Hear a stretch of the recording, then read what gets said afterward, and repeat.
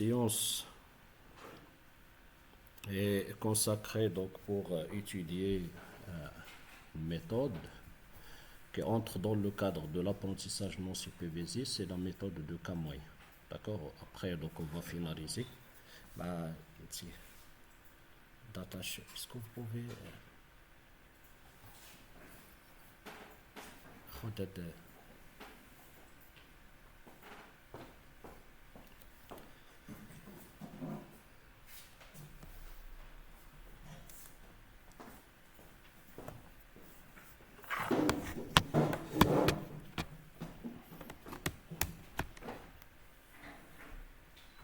merci beaucoup.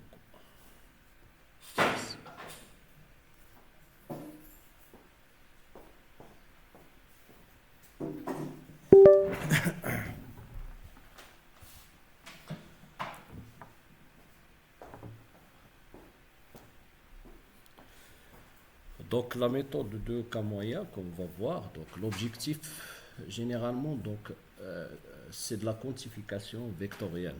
Donc j'ai déjà expliqué un petit peu la- l'importance de la notion de la similarité, d'accord, ou bien dissimilarité. Nous avons déjà vu que la notion de la distance, elle entre dans le cadre de la dissimilarité. Donc pourquoi? Car on parle de la différence entre les individus. Lorsqu'on situe la différence, on ne sait pas exactement de quel pourcentage ils sont différents. D'accord. Mais si on peut voir la distance tend vers zéro, donc ou bien est égal à zéro, on peut parler c'est deux individus identiques. Donc toujours on parle de comparaison. D'accord. Donc ça c'est l'essentiel. Nous avons déjà vu donc aussi donc une notion très importante, c'est de la lecture. Donc comment on peut lire la data tabulaire ou bien la data généralement, j'ai déjà parlé, c'est presque 80% de la data non structurée, mais on ne peut pas appliquer directement les méthodes de machine learning. Donc il faut structurer votre dataset. Lorsqu'on part structurer votre dataset, donc généralement, donc on part de cette lecture-là. Donc c'est X. Donc X, lorsqu'on parle de X, donc c'est une matrice, on parle d'individu variable. D'accord. Matrice, donc individu, ou bien observation variable. D'accord. Donc ça veut dire que chaque individu, donc si on peut parler, donc on parle de n de taille np, donc n ici, elle représente le nombre, ou bien le cardinal des individus dans votre dataset, et p, elle représente le nombre de variables. Ça c'est crucial dans le cadre de la lecture de data. D'accord. Donc lorsqu'on parle de l'individu, donc on parle de la ligne ici. Chaque ligne, elle représente les caractéristiques d'un individu. D'accord. Caractéristiques, donc ça veut dire c'est les variables ou bien les mesures prises de chaque variable. Donc on parle ici donc de x1 jusqu'à xp. D'accord. Chaque ligne, elle représente l'individu 1 jusqu'à l'individu n. D'accord. Donc ici, nous avons déjà vu donc plusieurs deux sortes de similarités. Donc parmi les similarités que nous avons, donc si on applique par exemple une notion distance, donc on parle de dissimilarité. Mais si on applique par exemple la distance, donc nous avons déjà vu donc pas mal de distances, plusieurs distances dans ce cas-là. D'accord. Donc, je peux parler distance euclidienne ou bien les autres, mais on peut parler aussi d'une autre distance de similarité. Donc, on parle de cosinus similarité, par exemple. Donc, à chaque fois, si on applique une mesure, donc automatiquement, je ne peux pas trouver la même. Même si je vais prendre même deux individus, je ne peux pas trouver le même résultat. D'accord. Donc, ici, donc, on peut parler donc, c'est de la matrice d'approximité ou bien la matrice de distance. Cette matrice est de cardinal n. D'accord. Alors, cardinal N1, de telle sorte, si on parle de la similarité, donc je vais trouver exactement le 1 sur diagonale. Ça veut dire deux éléments sont identiques. Ça veut dire je compare l'individu 1 avec l'individu 1, l'individu 2 avec l'individu 2. Mais si on utilise des distances, ça veut dire je vais trouver 0 sur le diagonale. Donc, je prends. Mais ça, c'est l'essentiel, c'est le cardinal. Ça veut dire je compare individu par individu.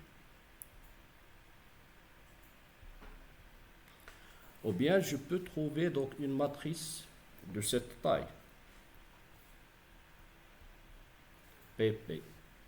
Donc ici, je compare la similarité aussi. Donc on peut voir une notion de similarité. C'est la notion par exemple de person, la corrélation de person. Donc je vais trouver donc un. Ça veut dire que toutes les valeurs ici donc, sont interprétables. Mais ici, on parle de la comparaison variable par variable. Je ne parle pas de la similarité entre les individus, mais je parle de la similarité entre les variables. Donc on peut parler, donc ça dépend. Donc si je trouve par exemple ici, c'est de la variable x1, la variable x1 sont bien corrélées. Donc bien corrélés, ça veut dire sont similaires. Soit je vais trouver, donc généralement, donc je trouve 1. Donc c'est pour cela, donc on parle ici toujours la matrice de similarité. D'accord? Alors maintenant, donc comment l'objectif, c'est de travailler. Donc vous pouvez remarquer ici que votre dataset,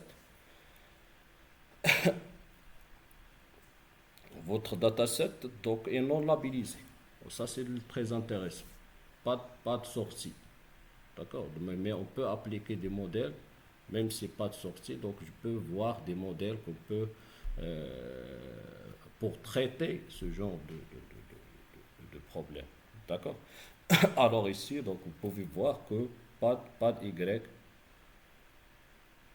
dans la représentation de dataset.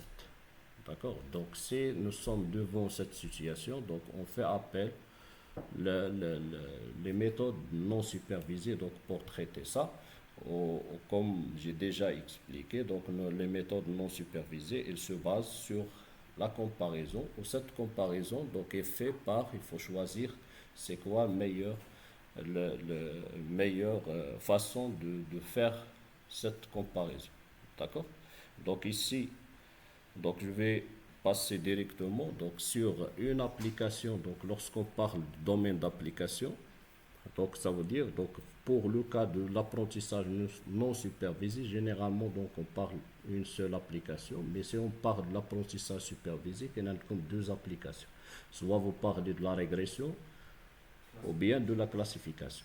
Ou les deux, ils dépendent de la variable de sortie. Variable continue, vous parlez de la régression.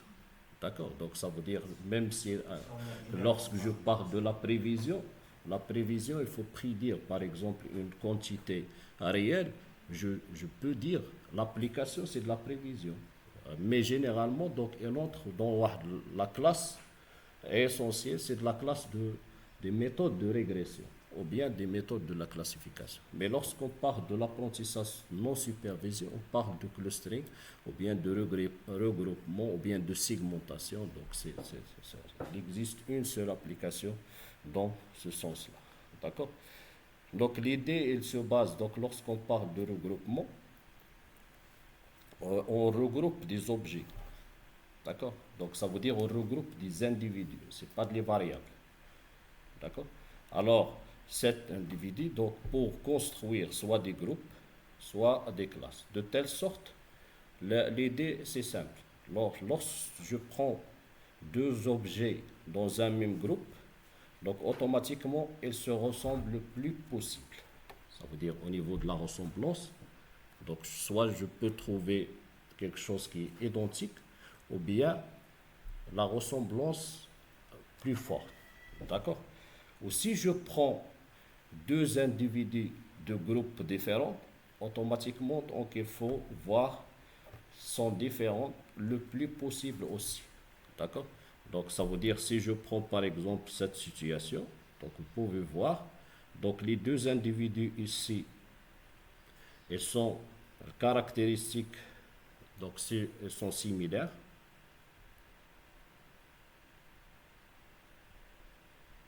D'accord? Mais si je prends l'individu, les deux individus, je ne sais pas pourquoi, voilà. Donc si je prends les individus ici aussi similaires,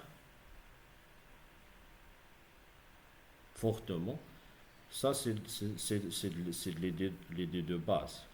D'accord? Mais si je prends les deux individus ici, ils sont non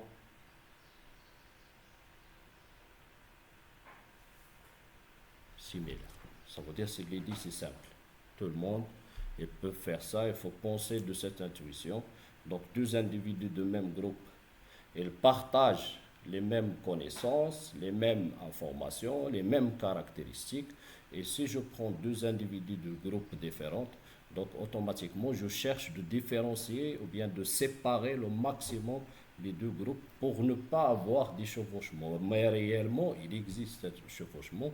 Donc, pour cela, donc, il faut voir après comment je vais choisir le meilleur algorithme pour traiter. Donc, plein des algorithmes ou bien de méthodes d'application, ça dépend de la situation. D'accord?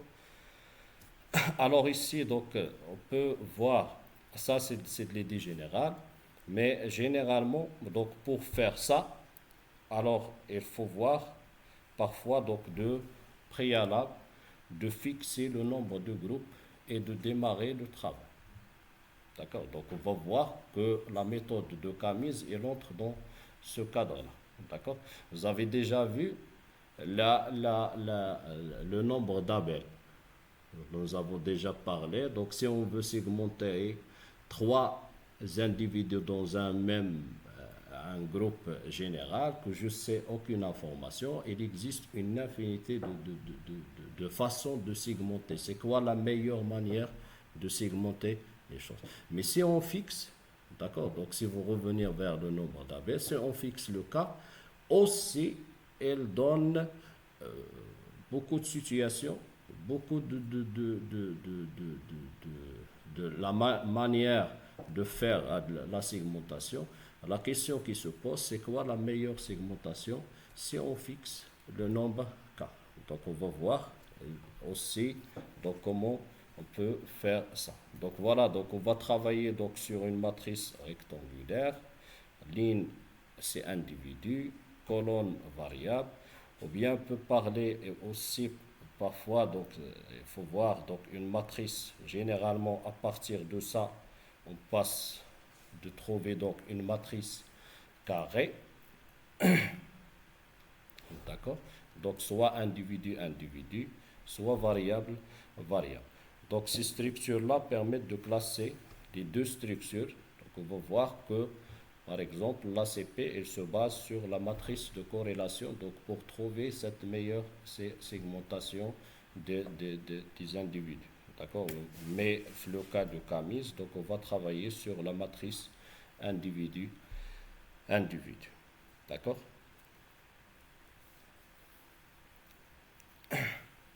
Voilà. Donc pas mal des méthodes donc, pour voir des structures de classe. Donc les structures de classe obtenues, donc on peut voir trois situations. Généralement, donc trois situations. Donc soit les deux, si je prends par exemple groupe 1 et groupe 2, je vais segmenter sur les deux groupes. Donc généralement, donc, il faut voir que groupe 1 intersecte groupe 2, c'est égal l'ensemble vide. Ça veut dire que pas d'élément commun entre les deux groupes. On parle de deux groupes disjoints. D'accord? Ou bien, on peut voir ce qu'on appelle des méthodes hiérarchiques. Des méthodes hiérarchiques, donc on peut voir ce qu'on appelle des agglomérations processus de 2 à 2. Ça veut dire qu'on peut trouver, par exemple, la comparaison du groupe 1 et groupe 2. Si ils sont aussi similaires, je vais mettre dans un groupe, donc appelé ce groupe 3. Ça veut dire que ça, si je prends la réunion de ça, donc je vais voir, elle est inclue dans un groupe de 3. Donc ça, on parle de quelque chose qui est hiérarchique, se forme d'un arbre. D'accord? Mais vers la fin, donc on va pas voir donc je vais se focaliser donc sur la première partie, ou bien on peut parler de ce qu'on appelle les groupes avec probabilité, ou bien on peut parler de flow ici. Donc parfois, donc je ne peux pas séparer exactement de trouver les deux groupes disjoints, d'accord, donc 2 à 2. Donc je peux voir donc cette situation. Ça veut dire que l'intersection ici, donc je peux voir des éléments qui appartiennent à ce groupe-là et appartiennent du groupe. Donc ça veut dire quoi ici? Ça veut dire que les éléments trouvés dans ça, vous verrez ça, donc vous trouvez donc cette situation. Donc les éléments trouvés ici, on parle de la probabilité d'appartenance de ce groupe. Par exemple, la probabilité de voir X sachant groupe 1, c'est presque similaire à la probabilité de X sachant groupe 2. Donc je peux dire que voilà, donc les éléments trouvés ici en rouge, donc exemple, donc c'est presque 50%. Donc on peut voir cette situation. Donc 50% appartient au groupe A, aussi 50% appartient au groupe 2. D'accord? Donc il se trouve dans l'intersection. Donc il se trouve, ça veut dire quoi ici? Ça veut dire qu'il faut voir donc le pourcentage des caractéristiques, donc elle vers ce groupe-là, c'est le même pourcentage. Donc je ne peux pas voir une séparation, une séparation forte dans ce. Donc on tombe dans cette situation-là. Donc on se base ici pour traiter ça. Donc on se base sur les méthodes de probabilité. Donc ça veut dire quoi? Ça veut dire que la similarité dans ce cas, donc on passe vers les mesures de probabilité conditionnelle. D'accord? Voilà, donc c'est quoi le meilleur critère? Donc voilà, on peut parler de meilleur critère de bon algorithme dans ce cas-là. Donc cet algorithme permet de détecter les structures présentes dans les données. Donc généralement les données portent des informations. Donc c'est quoi la structure hein, recouvrée ou bien découverte dans la base de données. Aussi, un algorithme permet de déterminer le nombre optimal de classes. D'accord? Donc, parfois, donc on peut trouver cette situation. Donc, si on prend par exemple là une représentation de cette situation, donc vous verrez ici que l'algorithme, il faut déterminer ou faire détecter que le nombre de classes, il s'avère ici combien de classes que je vais utiliser donc pour trouver une meilleure segmentation. Donc il est clair que cas ici, le nombre de groupes, il faut voir deux groupes. D'accord? Pas plus. Mais comment je peux détecter? Donc ça, j'ai détecté à la base de quoi? À la base de la visualisation. Mais si on travaille dans des méthodes ou bien des data de grande dimension, je ne peux pas voir cette visualisation. Ça veut dire on passe de tâtonner. Donc tâtonner, je ne sais pas exactement la structure cachée dans la data. D'accord? Je ne peux pas voir cette conclusion avant de démarrer. Pas d'information a priori. D'accord? Alors ici, donc peut-être que je peux dire, voilà, donc je vais voir par exemple un nombre k est égal à 3. Je peux trouver donc une segmentation de 3, par exemple 3 manières différentes. Donc je peux voir cette situation. Je vais segmenter ça d'une manière isolée. Donc puisque où je peux voir cette segmentation comme ça. Ici, donc après, donc on va voir donc comment on va évaluer donc la méthode d'évaluation pour dire voilà est-ce que la, la méthode fournit une segmentation vers la fin, donc il faut évaluer le nombre de segmentations. Donc, la séance précédente, j'ai déjà parlé que la meilleure segmentation, si on se base les critères, ce qu'on appelle les critères d'interclasse, donc je vais minimiser ça. La meilleure segmentation, je vais faire un seul élément affecté à un seul groupe. Ça veut dire qu'il faut voir. Mais ici, est-ce que le nombre de groupes est déterminé d'une manière optimale? D'accord? Donc, est-ce que je vais choisir k est égal à 2 ou bien k est égal à 3? À partir de la visualisation, donc k est égal à combien? K est égal à 2. Il suffit de voir deux classes, deux groupes pour segmenter cette data. Mais si je propose de segmenter donc selon 3 aussi, je peux voir cette segmentation. Je peux voir donc k est égal à 4. Donc cette situation, donc je vais segmenter par exemple cette situation donc sur 4. Donc ça c'est groupe 1, groupe 2, groupe 3 et le reste c'est groupe 4. D'accord? Alors ici, donc il faut poser la question, donc c'est quoi le nombre de classes ou bien de groupes optimal? Donc pour trouver, donc parmi les problèmes ici, donc le traitement, le traitement ici, elle dépend. Donc parfois, la méthode, donc si on prend par exemple la méthode hiérarchique, si on trouve une base de données d'1000 éléments, donc puisqu'elle compare élément par élément, donc ici le taux d'exécution d'une manière exponentielle. Donc c'est quoi la meilleure méthode? Donc choisir le meilleur modèle qui est adapté ou bien qui s'adapte avec si on travaille donc sur une base de données de très très volumineux. D'accord? Alors donc ici, donc il faut choisir. Donc les méthodes hiérarchiques, ça ne marche pas. La méthode, par contre, la méthode de Camise, donc ça marche. D'accord? Donc traiter aussi, on peut parler tous les types de variables. Est-ce qu'on peut trouver une méthode qui traite, par exemple, une base de données à variables mixtes? Donc je vais trouver des variables qualitatives ou en même temps quantitatives. D'accord? Est-ce qu'il existe une méthode donc pour traiter? Mais généralement, donc on peut parler donc ici, donc ce point est rarement obtenu sans transformation. Donc si vous voulez voir traiter le problème directement, donc la base de données à variables mixtes, variables quantitatives, variables qualitatives, et proposer une méthode, ça ne marche pas. Il n'existe pas de méthode standard.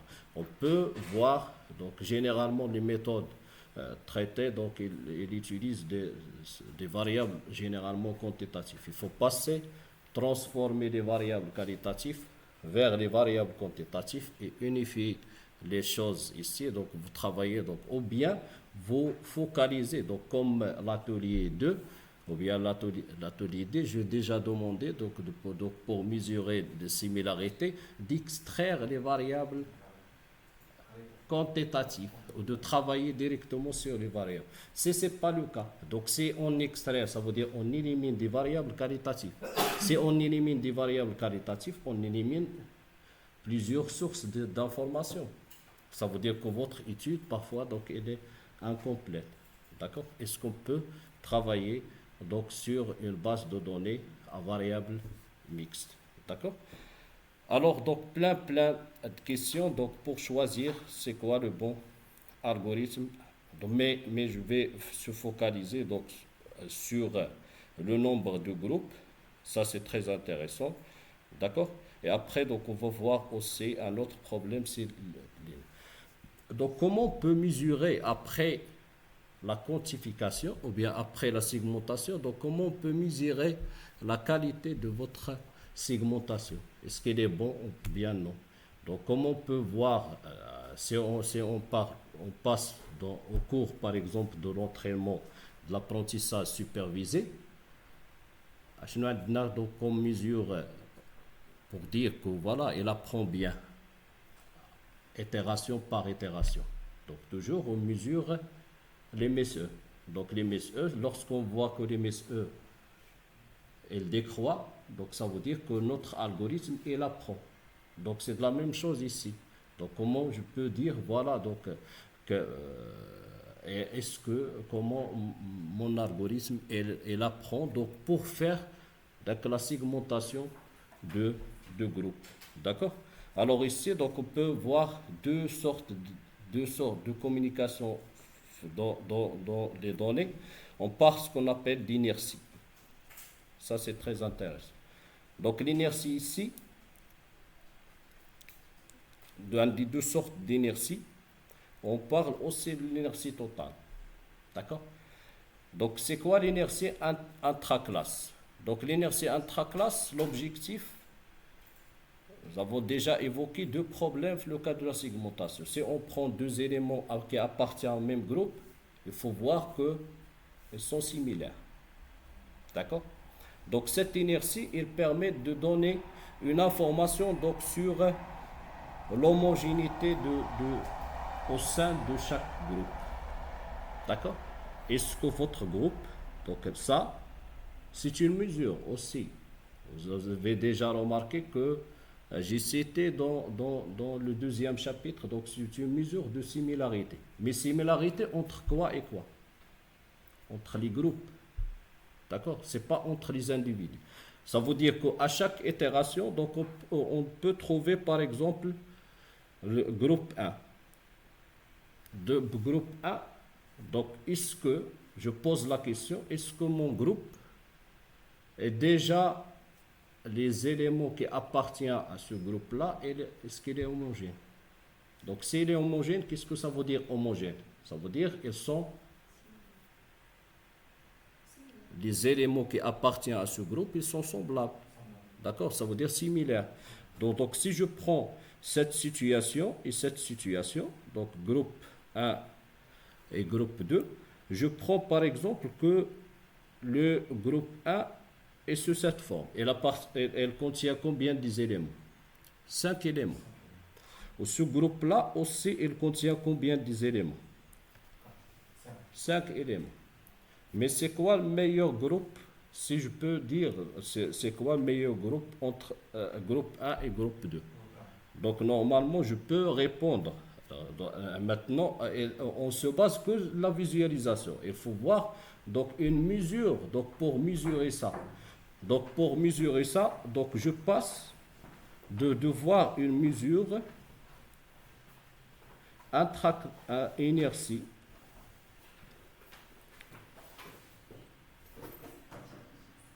On part de l'intra. L'inertie intraclasse, ça veut dire si je mesure l'inertie de groupe 1, donc je vais trouver que cette inertie elle est inférieure à l'inertie de groupe 2. Donc c'est quoi la conclusion tirée?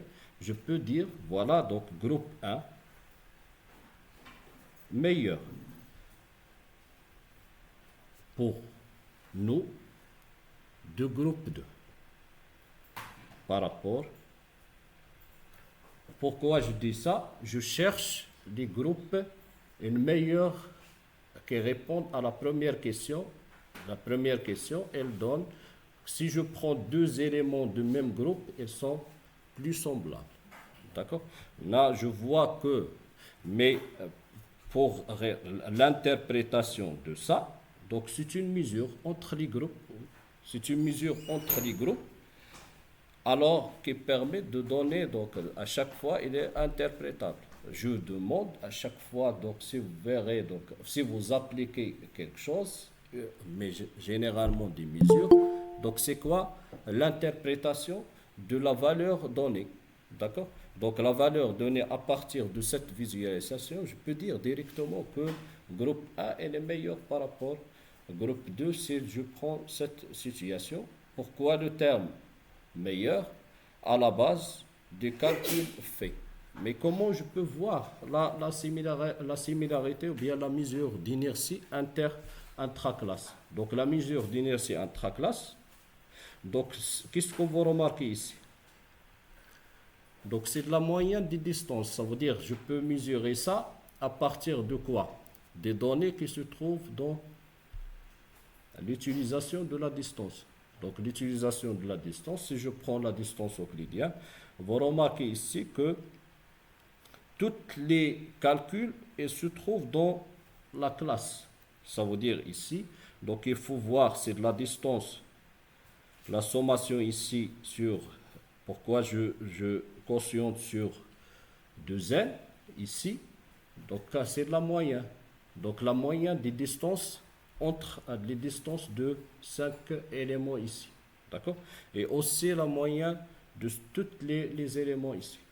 La moyenne au sein de classe, car je fais la sommation de 2, car ici la distance IG entre l'individu I et l'individu G est égale à la distance entre G et U. Ça veut dire il est compté combien de fois? 2 fois. Et la distance, par exemple, elle varie de 1 à 5. G aussi varie de 1 à 5. Donc, puisqu'elle varie, donc la distance, elle est symétrique. DIG est égal à DGI. Donc, automatiquement, je compte cette distance 2 fois. Ce n'est pas la peine de compter 2 fois. Donc, je vais quotienter sur 2n. D'accord? Et après, donc, tous les éléments de la moyenne. Mais comme on verra ici, on va voir aussi l'inertie intraclasse. Donc, je peux référencier ça. Je peux voir dans cette situation. Donc, je peux référencier donc, par la moyenne du groupe. D'accord? Et aussi cette distance-là, l'inertie, on parle de l'intra. Donc, il est calculé donc, par la sommation. D'accord?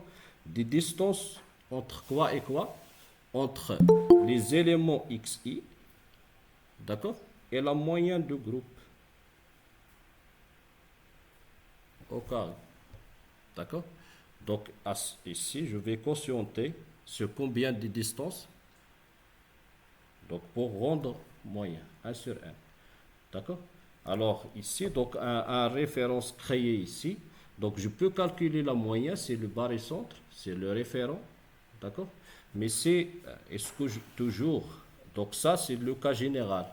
Ça, c'est le cas particulier, car j'ai déjà évoqué le terme de, ou bien l'élément moyen. Est-ce que je peux toujours calculer la moyenne de n'importe quelle base de données? À votre avis?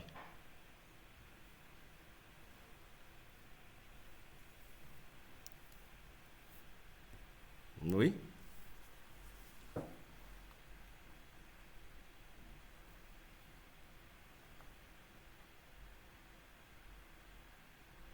Ça, c'est presque ça. Mais dans cette situation, donc on va voir que j'utilise quoi ici? Ici, j'utilise que les distances. Mais ici, j'utilise les distances en quoi et quoi? Entre les individus. L'individu I et l'individu G. Ça, il est faisable. D'accord? Mais est-ce que ça toujours faisable? Là, je parle aussi de l'inertie intra. D'accord? Mais cette inertie, c'est de la moyenne de quoi? Des distances calculées entre le barycentre et les éléments de groupe. Vous remarquez ici, le barycentre se trouve ici. Donc, automatiquement, cette inertie, elle garde la même interprétation. Si vous remarquez la distance de tous les éléments par rapport à la moyenne, c'est comme le cas de la variance. Hein? La variance, donc je calcule quoi? L'écart entre xi et quoi d'autre? Un rappel de la variance. Donc c'est quoi la variance? Donc on part de la variance de x est égal à quoi? C'est de la sommation, ou bien c'est l'espérance c'est de la moyenne. Lorsqu'on parle de l'espérance, c'est de la moyenne. Entre quoi et quoi? Entre x et l'espérance de x, le taux au carré. D'accord? Donc, comme on verrait ça, donc je peux dire que cette inertie, c'est de la même chose. C'est de l'intérêt de la variance. Qu'est-ce que ça veut dire ça? Ça veut dire si je trouve là, si je prends par exemple dans cette situation, votre moyen il est ici, la variance elle permet de calculer quoi? La fluctuation de xi par rapport au centre ou bien la moyenne. Donc la fluctuation, donc c'est xi moins x bar. Je parle de x, moi l'espérance c'est x bar ici. Ça veut dire je vais calculer cette distance, je vais calculer plus cette distance au carré, plus cette distance au carré, plus cette distance au carré. Ici je parle de, toujours c'est de l'homogénéité de votre série statistique. D'accord? Donc ici, c'est... Mais je répète, ma question, est-ce que toujours je peux calculer la moyenne? Le cas de data. Non, pas forcément. Oui? Pas forcément. La moyenne, elle est calculable sur quel type de variable? C'est quantitative. C'est quoi? Quantitative. Les variables quantitatives. J'ai pas bien entendu. Les variables quantitatives. Est-ce qu'on peut Allô? calculer la moyenne des variables qualitatives? Non. Pour Non. qualitatif, vous parlez de quoi? On parle de mode. D'accord? On parle de médiane. Mais généralement, la moyenne, donc c'est quoi la forme de la moyenne?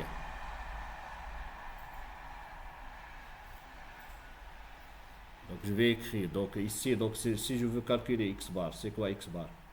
C'est 1 sur n? Somme de Voilà, n et ça xi. veut dire que c'est une sommation. De i varie de 1 jusqu'à n. La moyenne de toutes les valeurs. Donc la moyenne de toutes les valeurs, il faut voir que ces valeurs-là, elle est comment? Donc pour faire des calculs.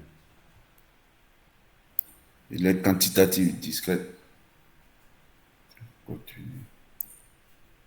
Il faut voir que les variables quantitatives, vous ne pouvez pas appliquer les variables. Mais par contre, ici, est-ce que toute la data est de variables quantitatives? Ce n'est pas toujours. D'accord?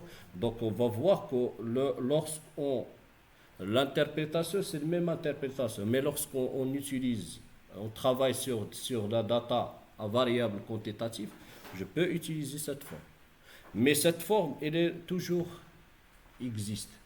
D'accord? Donc toujours existe car je peux calculer n'importe quelle distance avec le choix de mesure entre n'importe quel individu. Soit l'individu à variable quantitative, soit l'individu à variable qualitative. Donc en termes de distance, je peux faire ça. Ici, une deuxième pour ne pas garder beaucoup de temps ici. Donc on peut parler de ce qu'on appelle une inertie maintenant interclasse. Donc, qu'est-ce que vous remarquez sur l'inertie interclasse? L'inertie interclasse, on parle d'une mesure de degrés. L'autre, il mesure l'homogénéité. Ici, l'hétérogénéité. Mais l'hétérogénéité, est-ce qu'au sein de groupe? Non. Donc, elle répond sur la deuxième question. La deuxième question, si je prends deux éléments de groupe différents, les deux éléments, il faut voir que les deux sont pas semblables. Ça veut dire qu'ils se différencient au maximum. Donc automatiquement, donc je peux voir, c'est de la notion de l'hétérogénéité, c'est pas de l'homogénéité. Donc si je trouve ici, par exemple, dans deux groupes différents, je trouve ici, on cherche à maximiser, ça c'est de minimiser.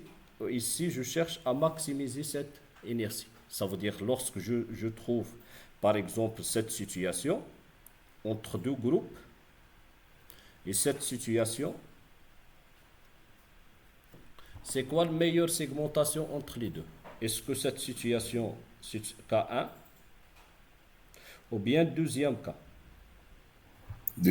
Deuxième Donc si cas. on utilise, maintenant on change. La mesure, c'est pas de l'inter, c'est pas de l'intra. On part de l'interclasse.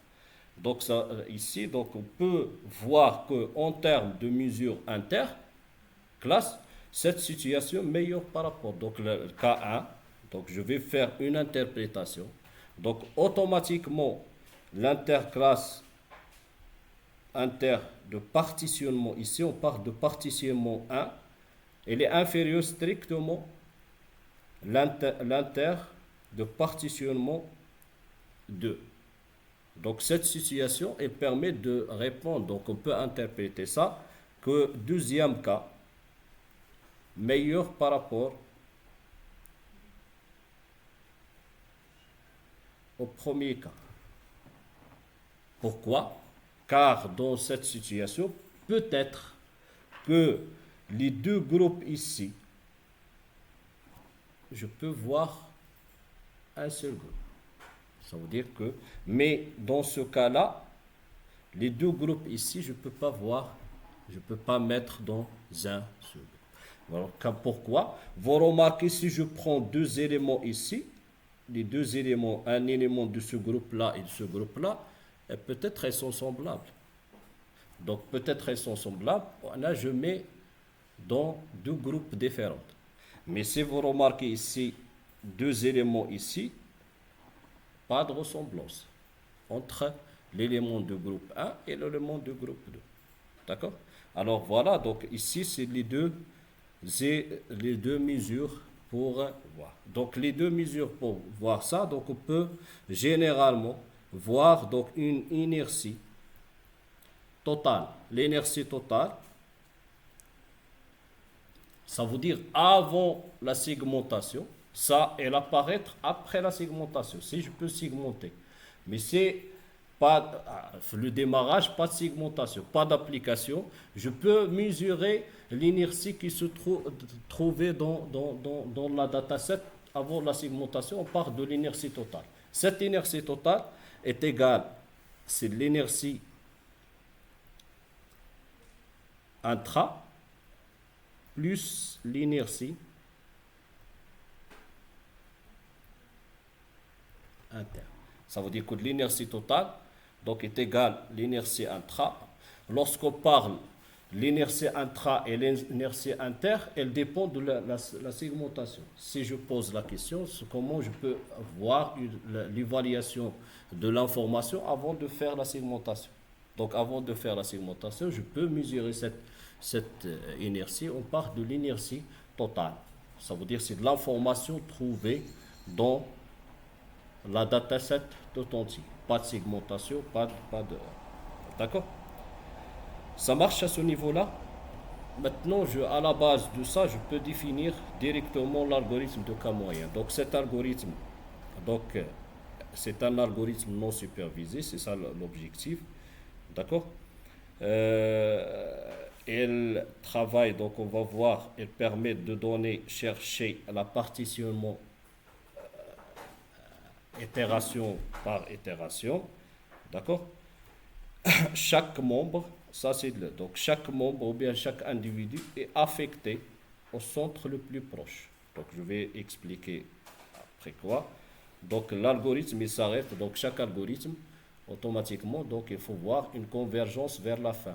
Donc la convergence, donc elle permet de converger vers un état stable vers la fin. Donc il faut voir un partitionnement de votre dataset.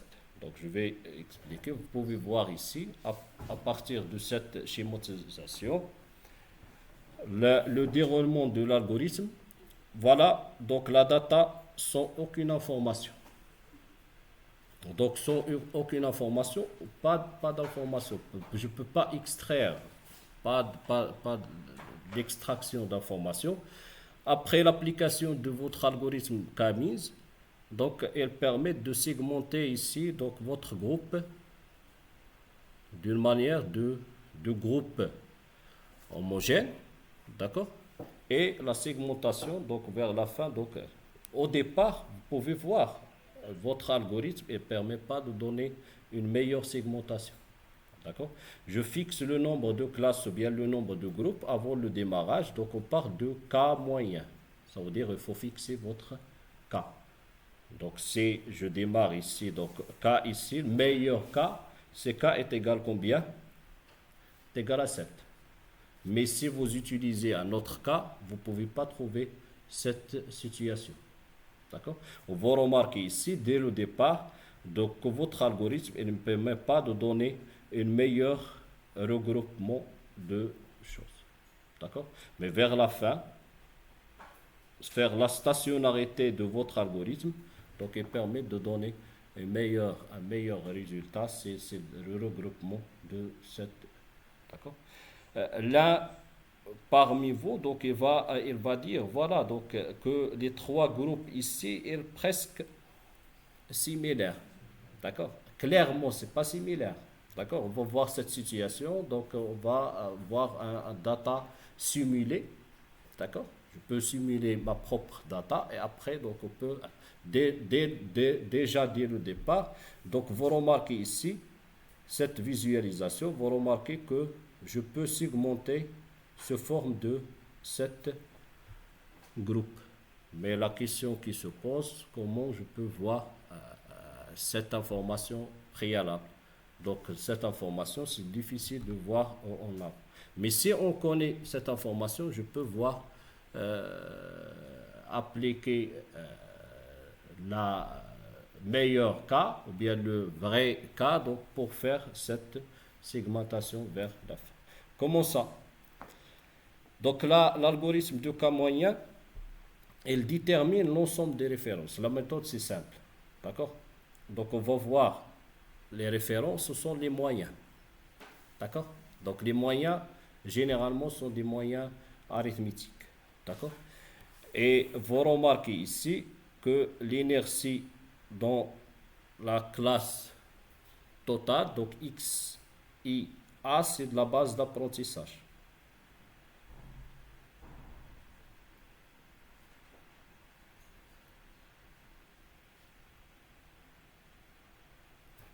D'accord?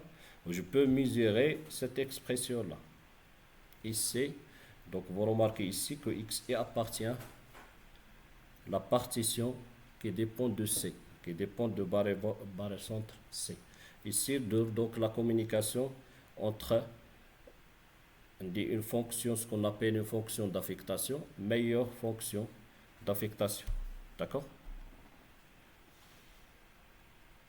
Alors, cette inertie, c'est de l'inertie inter ou bien intraclasse. Donc cette inertie, elle permet de mesurer la distance entre XI de la base d'apprentissage, d'accord, et le barycentre le plus proche de cette XI. D'accord? Alors, vers la fin, donc je peux trouver donc l'expression de ce qu'on appelle l'inertie locale ici, l'inertie de chaque groupe. Donc par rapport aux références oméga C, d'accord? Donc c'est des observations, donc elles représentent l'inertie donc par rapport aux références, des observations de l'ensemble d'apprentissage qui lui sont affectées, d'accord? Donc ces observations automatiquement appartiennent le partitionnement ou bien le groupe noté C. D'accord? Alors, donc, combien de essais ici? Donc, ici, essai, elle dépend de le nombre de groupes. D'accord? Ou si je calcule chaque essai, automatiquement, je vais obtenir l'inertie, ça plus ça plus ça, je vais obtenir cette inertie-là. D'accord? Donc, on va voir ça donc, dans un thème. Donc, le déroulement de l'algorithme, c'est un algorithme itératif. À chaque itération, l'objectif c'est de minimiser, ça c'est l'objectif général, c'est de minimiser cette inertie. Donc la minimisation, elle se fait de deux manières différentes. On va voir une phase, la première phase et deuxième phase.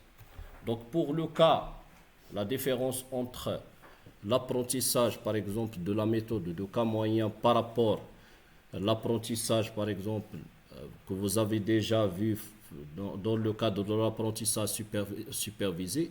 L'apprentissage supervisé, à chaque itération, vous essayez de faire quoi?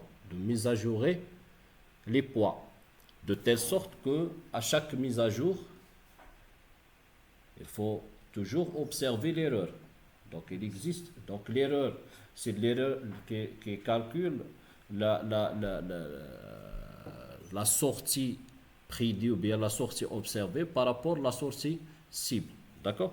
Donc c'est la même chose ici. Donc puisqu'il n'existe pas de sortie, donc cette minimisation, la minimisation de cette fonction objective, ça, elle trouve dans le cadre, c'est comme une erreur, le cas de l'apprentissage supervisé. Mais cette minimisation, selon deux phases. D'accord? Je ne peux pas voir la minimisation directe. D'accord? Mais il faut voir une phase intermédiaire, c'est la phase. Donc cette phase, on va voir, c'est une phase d'affectation, tout simplement. Je peux affecter chaque individu. Est-ce qu'il appartient à quel groupe de départ? D'accord? Une phase 2, c'est de la phase de minimisation. Les deux phases, elles permettent de voir donc le I ici de oméga, c'est les barycentres avec le xi minimal. C'est ça ce qu'on cherche. D'accord? Donc on va voir, donc sans trop tarder, donc je vais expliquer. Donc la première phase, c'est la phase d'affectation. C'est une phase simple que tout le monde, il faut penser de ça. Donc je vais prendre une observation, n'importe quel xi, d'accord? Je peux calculer, donc au départ, donc si vous remarquez, je vais revenir à cette situation. Qu'est-ce que je vais faire ici? On a les xi avec quoi? Les xi, c'est ça. Mais je peux initialiser, c'est quoi ça? C'est les barycentres. Je peux initialiser le barycentre, par exemple, je vais voir oméga 1, oméga 2, oméga 3, oméga 4, oméga 5, et oméga 6 et oméga 7. Ça veut dire, lorsque je décide de fixer k est égal par exemple 7, je vais faire d'une manière aléatoire, rand, initialiser cette référence, cette barycentre. D'accord?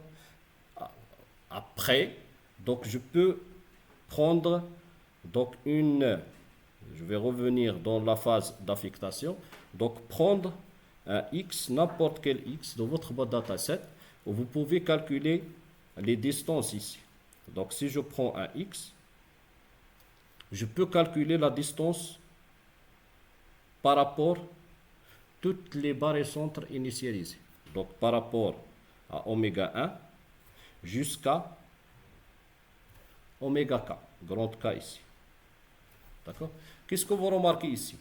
Que pour faire cette distance, pour calculer cette distance, oméga 1, il faut appartient à quel espace? Au C oméga k. Il faut voir d'appartenance au même espace de travail. Donc ça veut dire si vous travaillez dans un espace à P variable, aussi oméga le barycentre ou bien le référent, aussi il faut voir P variable.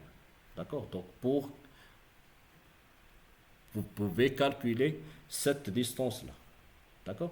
Donc je calcule toutes les distances. Donc ici, donc toutes les références appartiennent à RP. Donc si je travaille dans un espace des variables quantitatives. D'accord? Alors, donc lorsque je calcule, à partir de ça, je peux décider que xi, je peux affecter quel groupe. Ou quel groupe, chaque groupe est référencé par la moyenne, tout simplement.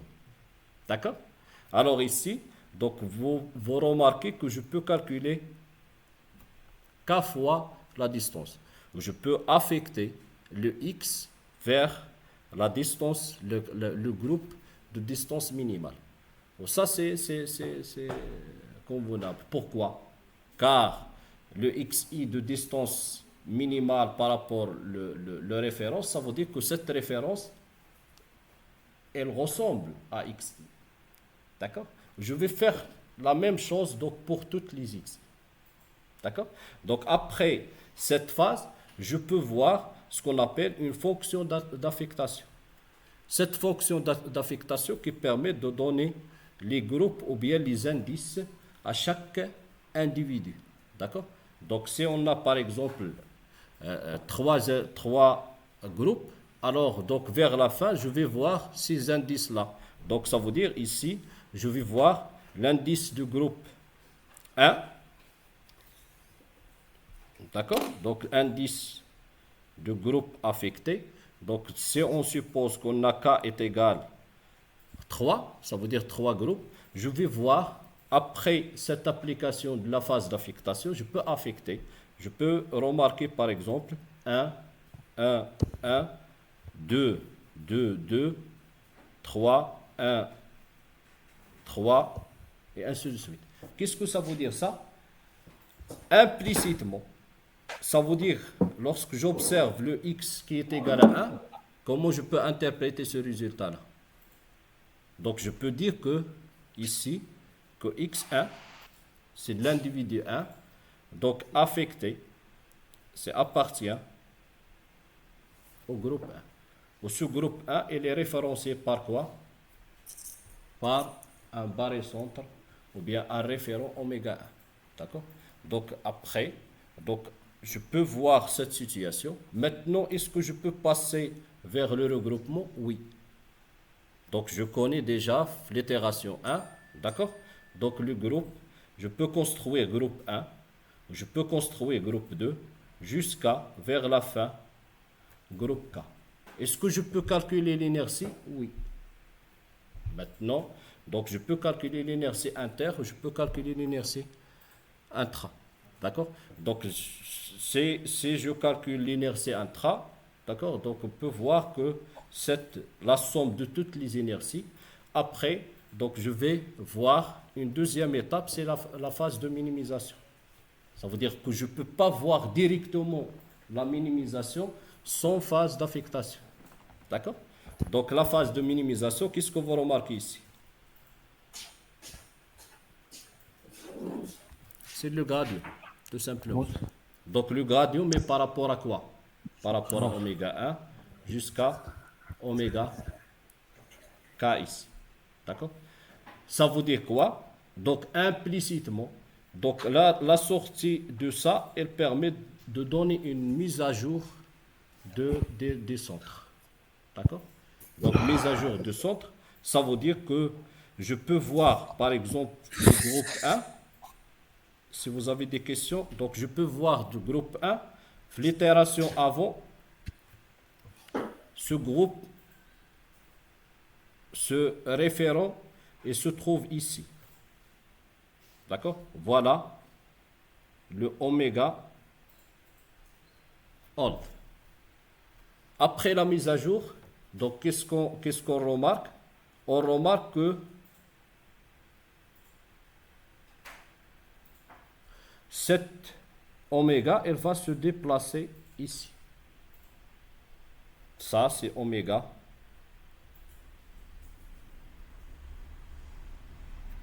D'accord? Ça marche?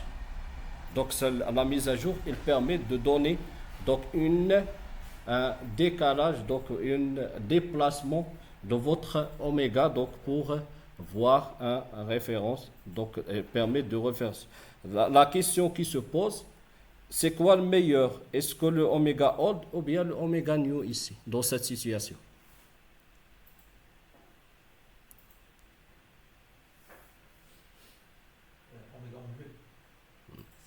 Pour dire meilleur, toujours en termes de l'inertie, il faut calculer l'inertie. Lorsque vous calculez l'inertie ici, qu'est-ce que vous trouvez? Donc, je vais garder par exemple le bleu. Donc l'inertie avant la mise à jour, c'est ça. C'est la moyenne de toutes les distances. D'accord? Et après la mise à jour, je vais garder, donc c'est l'inertie en vert. Donc qu'est-ce que vous remarquez? Si vous comparez l'inertie new avec l'inertie avant la mise à jour, c'est all. On remarque que cette inertie, elle est comment?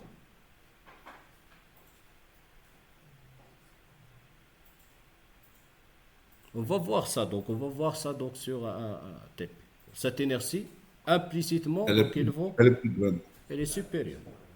Car l'objectif de l'algorithme, il faut minimiser l'inertie. D'accord? Donc ça veut dire, si on minimise, je vais passer de quelque chose pas meilleur vers quelque chose qui est meilleur. Ou cette meilleure, donc avant, je ne peux pas calculer cette inertie sans faire l'affectation. D'accord? Donc pour cela, donc, pour la minimisation générale de cette inertie, il faut voir les deux phases. Phase d'affectation et phase de mise à jour, c'est la phase de minimisation. Et je vais vous donner, voilà donc la méthode de cas moyen, le cadre général. D'accord? Et on va voir c'est quoi la faiblesse, d'accord, de cet algorithme. D'accord? Voilà. Donc, au départ, je vais parler de la phase d'initialisation. Donc, la phase d'initialisation, donc toujours, elle est considérée comme un hyperparamètre. Si je change l'initialisation, je ne peux pas trouver le même résultat abouti donc, pour même algorithme. D'accord? Voilà, donc, je vais initialiser aléatoirement les paires référents. D'accord? Je vais fixer un nombre d'itérations, par exemple, maximal. D'accord? Maintenant, à la base des références qu'on a déjà fixées, donc je peux faire la phase d'affectation par l'argmine. Je vais affecter un xi au référent le plus proche. D'accord? Et après, je peux faire la mise à jour. Donc la mise à jour, c'est de la moyenne tout simplement. D'accord? Donc c'est de la moyenne de toutes les xi, ça veut dire la moyenne de chaque groupe. Donc, les groupes et les données dans la phase 2. D'accord? Et vers la fin, il faut voir que est-ce que votre inertie se minimise. C'est pas de minimisation, automatiquement que votre algorithme, ça marche pas. D'accord?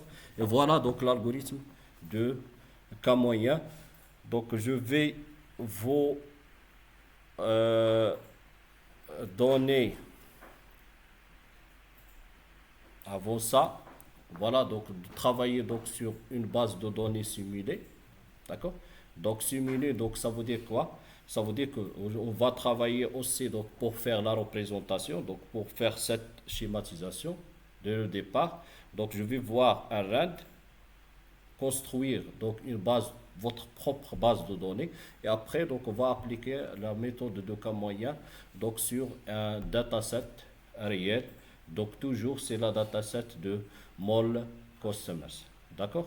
On va voir aussi l'application. Donc vous verrez ici que au départ pas de labellisation, mais lorsqu'on applique la méthode de cas moyen d'une manière optimale, je dis d'une manière optimale, ça veut dire que ici le cas est égal à 3 car je sais déjà le nombre de blocs qu'il existe.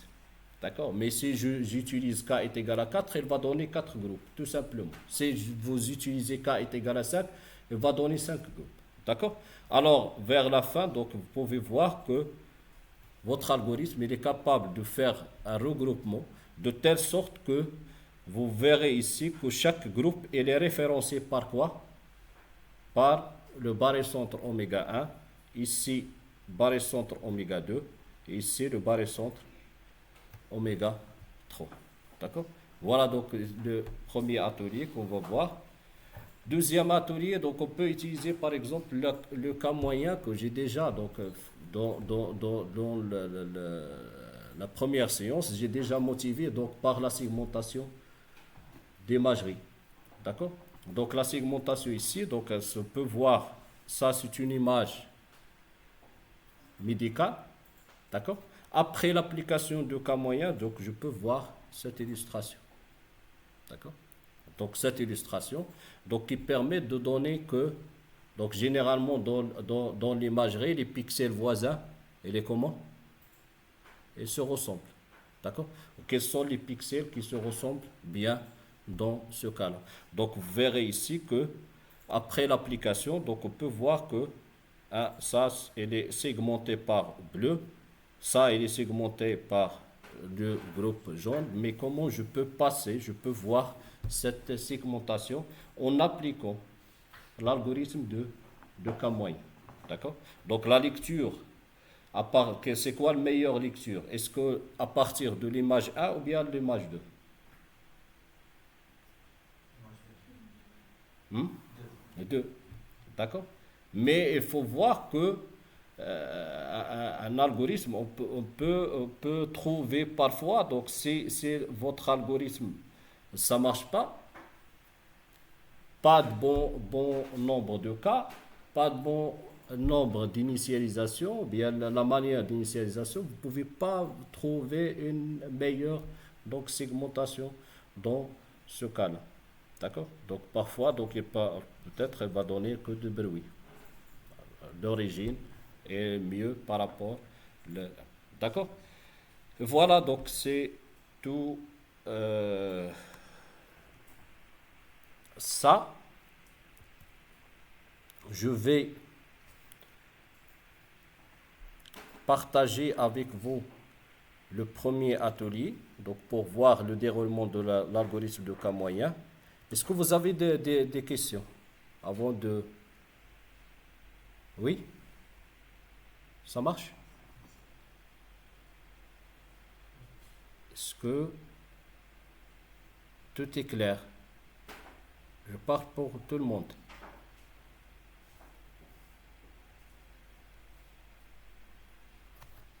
Est-ce que ça marche? C'est bon? Je vais céder. Je vais donner le premier atelier.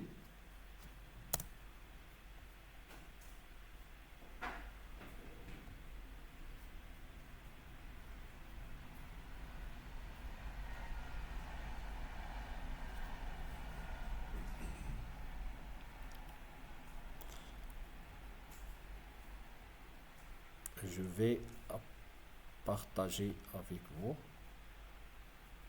cet atelier donc pour la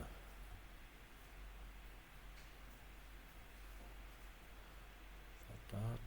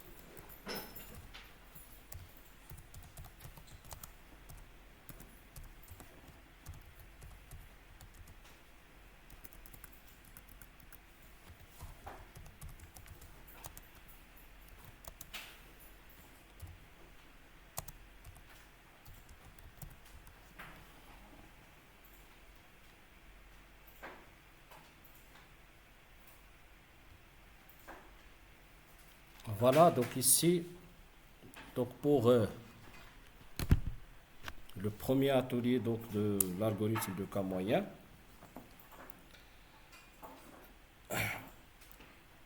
Alors, donc, toujours, donc, il faut démarrer par donc, les étapes. Donc, je vais apporter les bibliothèques essentielles, d'accord, ou bien nécessaires dans le traitement. Après, soit vous travaillez dans le cadre, vous implémentez votre propre algorithme, c'est la méthode from scratch, d'accord, ou bien vous utilisez un algorithme déjà prédéfini dans un package. Généralement, donc c'est le package de base de machine learning, c'est le package SQL. D'accord? Alors toujours on a donc NumPy. Donc ici vous verrez, on va pas utiliser la bibliothèque Pandas donc pour importer c'est pas la peine. D'accord? Pourquoi? Mais je vais utiliser cette fonction-là. Donc, cette fonction, l'objectif, c'est de permettre de donner un dataset aléatoire de cas groupe. D'accord? On va voir. Donc, c'est la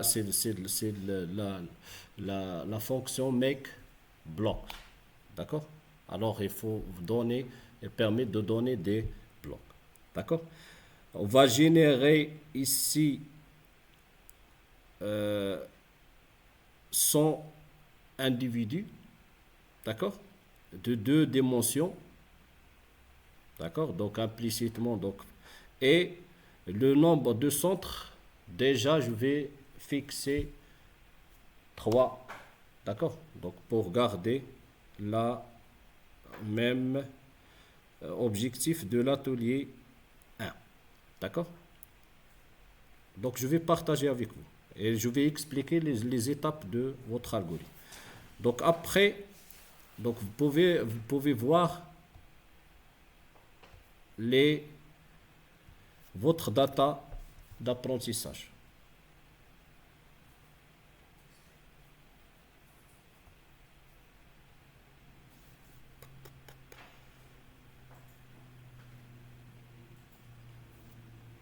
Donc cette fonction va retourner le extrait, donc sur laquelle donc on va entraîner notre algorithme de cas moyen, et elle va donner aussi donc play labels, true labels, d'accord. Ça veut dire chaque individu, d'accord, il est affecté mais au départ on sait rien, d'accord. Donc si on travaille donc sur un problème réel, donc on ne sait pas le nombre de groupes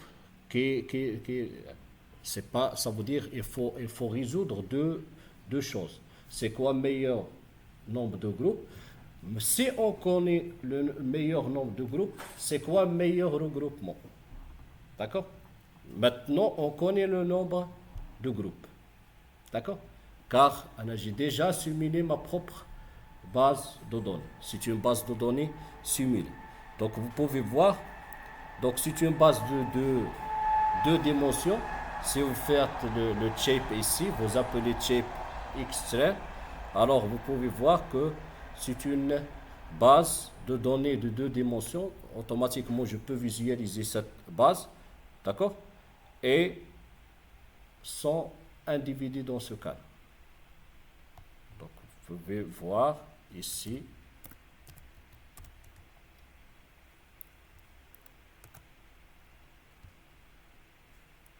Voilà, c'est ça. Donc, l'appellation de votre fonction aléatoire, elle va mettre, donc je vais générer 100 individus dans 3 groupes et de 2 dimensions. Donc, c'est pour cela que votre X, maintenant, donc de cardinal 100 individus, 2 caractéristiques. Donc, vous pouvez voir afficher l'ensemble pas de labels, d'accord, et vous verrez que votre base de données, elle contient combien de groupes? Clairement, c'est 3 groupes, car j'ai déjà simulé 3 groupes. Si je change le nombre de groupes ici, vous pouvez voir, par exemple, simuler 4 groupes, 100 individus de 4 groupes. Donc la même chose, pas d'information que 100 individus de 2 variables. D'accord? Mais lorsque vous verrez ici que votre base de données, elle contient 100 individus, mais elle est partagée sous forme de 4 groupes. La question qui se pose, est-ce qu'on peut appliquer, par exemple, le cas moyen, donc pour trouver exactement quels sont les groupes générés de manière aléatoire. Donc ça veut dire qu'il faut donner, donc ça c'est le premier groupe, deuxième groupe, et ainsi de suite. D'accord? Donc on va voir les mesures. Donc les mesures trouvées ici, donc je vais définir la distance euclidienne, car tous les éléments de variables quantitatives, ce sont des valeurs réelles. Voilà. Donc alors je peux appliquer la distance euclidienne. D'accord? Donc sinon, vous pouvez voir une autre distance. Distance de Hamilton, distance de Manhattan, toutes les distances que vous pouvez générer, donc vues dans le cadre de le chapitre de similarité. D'accord? Donc vous pouvez définir distance, vous affichez toutes les distances ici, j'utilise toute la data avec les centers qui sont déjà définis. D'accord? Alors, donc pour le Camis, au départ, je vais définir le constructeur ici. Si on utilise l'implémentation orientée objet avec le Camis. Et aussi, donc, vous pouvez voir que définir le nombre de centres, à vous de définir, et le nombre d'itérations maximales. Mais le plus important, c'est ça. Donc, comment je vais choisir une meilleure manière d'initialisation. Donc, cette initialisation-là, donc, vous pouvez remarquer que on peut voir que l'initialisation donc se forme de le x min, donc la paille minimale de x access est égal à 0, et je vais voir le nombre maximal. Donc ça veut dire que je vais voir le min et le max de votre data. Donc pour ne pas avoir d'une manière aléatoire avec soit des valeurs, petites valeurs, ou bien des grandes valeurs. Donc c'est de la phase d'initialisation. D'accord? Où je vais appeler ici, c'est de la loi uniforme entre le min et le max. Ça c'est une manière, donc je vais expliquer dans la deuxième partie ce qu'on appelle les stratégies d'initialisation, par exemple dans le cas de cas moyen. Donc ici, j'utilise l'uniforme, donc ça veut dire que je peux faire une initialisation à la base de la loi uniforme entre le min de votre dataset et le max de votre dataset. D'accord? Donc ça veut dire le A, le A et B. Donc je vais initialiser n K center ici d'une manière aléatoire. Et après, donc vous pouvez faire après l'initialisation. Donc on peut voir une phase, c'est de l'affectation. Une autre phase, c'est de la mise à jour. Donc la phase d'affectation, donc on peut créer des groupes. À chaque fois, si on affecte, vous pouvez remarquer ici que je vais présenter le x in xtrain. Donc je vais calculer la distance de x de tous les centres définis et je vais retenir le NP argmin. Ça veut dire c'est de la distance, c'est de l'indice de centre de distance minimale. D'accord? Et après, je vais ajouter ici, dans l'index, donc ici c'est groupe.index, je vais ajouter le x. Donc vers la fin, donc je peux voir ici, je vais garder les centres précédents avant la mise à jour. Maintenant, je peux faire la mise à jour. Donc la mise à jour, elle dépend de quoi? De chaque groupe. Ça veut dire de calculer le barycentre du groupe 1, calculer le barycentre du groupe 2, calculer le barycentre. Donc ça, c'est l'union centre. Donc pourquoi je garde? Ici, qu'est-ce que vous remarquez ici? Donc, dans le test d'arrêt, je vais considérer deux tests d'arrêt. Ce n'est pas de changement entre le barycentre précédent avec le nouveau barycentre. Toutes les barycentres sont égaux. Est-ce que je vais faire la mise à jour encore une fois? Ça veut dire que la phase d'affectation, je vais trouver le même résultat. Ou lorsque je fais la mise à jour, je vais trouver, même si je vais faire une itération maximum. D'accord? Donc voilà. Donc vers la fin, vous pouvez voir ici, je peux définir une évaluation donc, qui permet de donner c'est de l'inertie intraclasse. D'accord? Voilà. Je vais exécuter mon algorithme. Et maintenant, donc, je vais initialiser car je sais que le nombre de centres déjà initialisé. Je vais appeler la fonction fit, d'accord, donc pour l'entraînement. Voilà. Après l'évaluation, qu'est-ce que je remarque ici? Qu'on obtient combien de groupes? Voilà les références de groupe, d'accord? Et voilà les affectations de chaque individu, d'accord? Donc le premier individu, donc affecté au centre, deuxième centre. Le deuxième individu a affecté au premier centre et ainsi de suite. 1, 0, 0 de toutes les affectations. Donc vous pouvez remarquer que les indices engendrés ici, donc je ne peux pas voir 3, 4, 5 car je décide d'utiliser combien de centres? 3 centres. D'accord? Et voilà, qu'est-ce qu'elle représente cette matrice? Les deux vecteurs ici.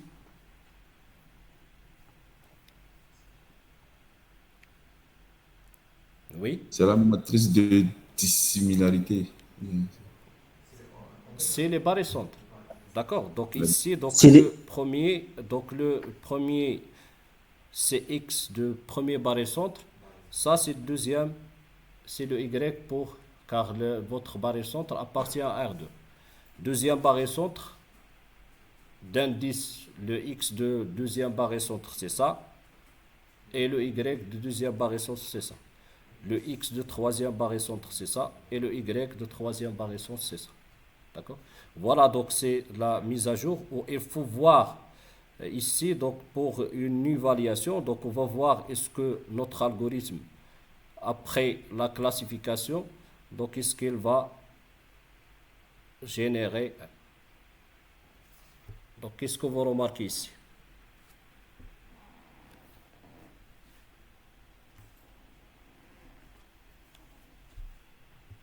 Quatre groupes. Hein? Quatre groupes. Quatre groupes. Oui. 4 groupes, ça veut dire ici, donc il faut. Mais qu'est-ce que 4 groupes dans la simulation? Mais j'utilise combien de centres dans l'algorithme de cas moyen? Donc 3 centres. Qu'est-ce que ça Trois veut dire centres. ça? Ça veut dire que ce centre-là, il permet de donner meilleur. Ce centre-là, il permet de donner meilleur. Et qu'est-ce que vous remarquez? Donc ici, donc il permet de donner, c'est de la moyenne, donc de tous les deux groupes, il est considéré comme un seul groupe. D'accord? Donc c'est pour cela, donc pour voir ici le meilleur, donc automatiquement, donc il faut générer combien de centres ici? C'est 4. Donc 4, je vais refaire l'entraînement. Voilà. Donc il va générer 4 barycentres. Donc 4 barycentres qui permettent de donner donc vers la fin, donc on va voir.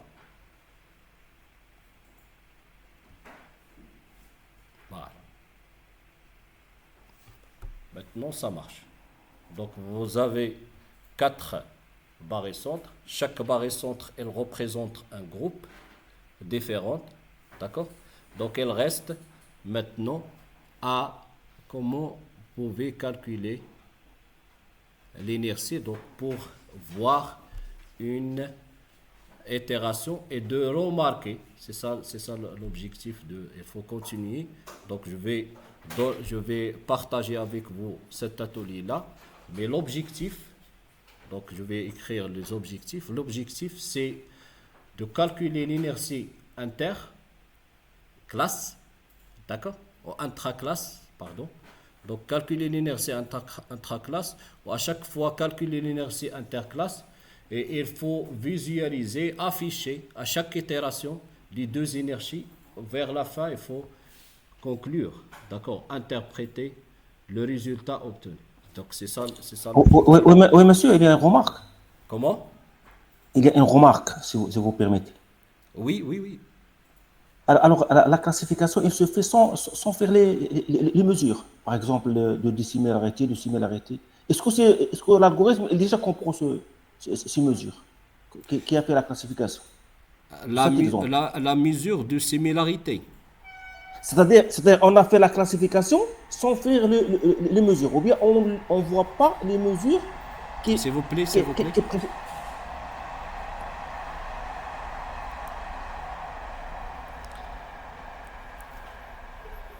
J'ai pas bien entendu. Je ne vois pas la phase préalable de faire les mesures avant de passer à l'étape de faire de la classification. Est-ce que l'algorithme qui fait cette classification comprend déjà ces mesures déjà, il inclut déjà ces mesures pour faire la classification? Oui, il faut préciser là, avant la mesure de distance. D'accord? Et si j'utilise la distance euclidienne, c'est ça votre question. Parce que je, Donc il faut c'est pas- définir, avant de commencer, il faut définir de quelle mesure donc vous allez utiliser. D'accord? Donc vous pouvez changer par exemple la mesure euclidienne, donc par exemple la mesure de Manhattan. Et vous verrez ce qu'elle va donner le même. Car l'objectif vers la fin, pourquoi j'ai donné cet exemple de simulation?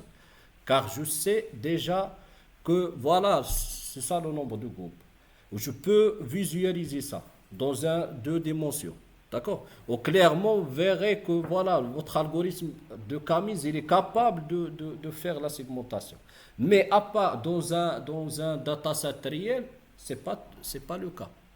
Mais implicitement, je sais que l'algorithme de Camise, il fait ce rôle-là. D'accord? Quelle mesure de similarité à vous de décider. Mais ici, il faut faire attention. Donc, lorsqu'on parle des mesures de similarité, donc pour la méthode de cas moyen, donc on travaille que sur les variables quantitatives. Pourquoi? Car j'utilise dans la phase de minimisation la mise à jour par quoi? Par référence. Si je change, automatiquement cette astuce, donc on peut voir que vous pouvez dire par exemple c'est par de sémine ou bien K1008. Beaucoup inspirer le cas de cas moyen. Mais dans le cas de cas moyen, j'utilise deuxième phase. Donc automatiquement, j'utilise la mise à jour par référence. La première phase, vous pouvez utiliser par n'importe quel. Car vous pouvez calculer la distance. D'accord? Donc la distance entre quoi et quoi? Entre le barycentre et l'individu il-même. Vers la fin, je vais utiliser l'argmine. L'argmine qui permet d'affecter quel indice ou bien quelle référence plus proche de notre X présenté. Donc vers la fin, donc vous pouvez trouver que des affectations, des indices. 1, 2, 3, 4. Ça dépend du groupe. D'accord? Et voilà, donc à partir de l'affectation, vous pouvez construire le groupe. Le groupe, vous pouvez mise à jour donc les références. C'est ça, Moussa. Est-ce que... Oui, c'est bien ça. Merci beaucoup. D'accord? Merci. Voilà, donc on va prendre une pause, d'accord. Et après, donc on reprend donc pour réaliser les objectifs de premier atelier avant de passer vers deuxième atelier. D'accord? 30 minutes. D'accord.